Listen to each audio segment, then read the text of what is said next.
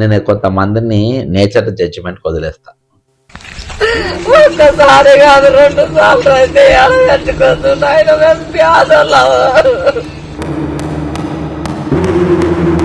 మొత్తం ఇల్లంతా కూలగొట్టిరు, సామాన్ గీమాన్ మొత్తం అందులోనే ఉన్నాయి. కొడుకు రూపాయి పెట్టింది నా కొడుకు తప్ప నీది న్యాయమా చెప్పు.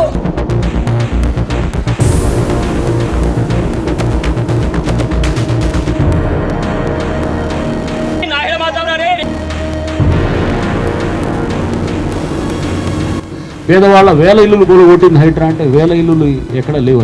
రంగనాథ్ గారు, మీరు ఒక పేరు మోసిన దొంగ లెక్క చేస్తుండ్రు.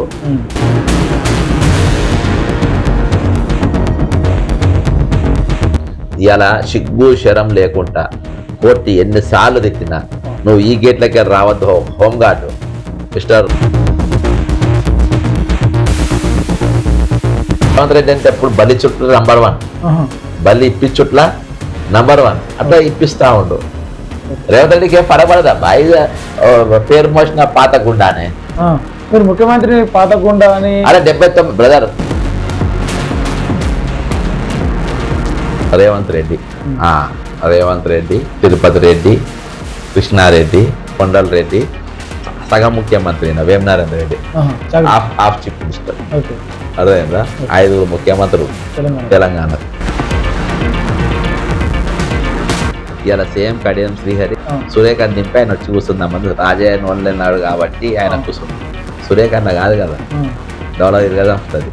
కేసీఆర్ పిలిచి జడ్సన్ మనం పనిచేద్దాం, తెలంగాణ కోసం ఒక మేనిఫెస్టో తయారు చేయి, ఒక పాలసీలు తయారు చేయి, మనం కలిసి పనిచేద్దామని పిలిస్తే కుదరపో. జడ్సన్ అన్న పార్టీ పెడతాడా?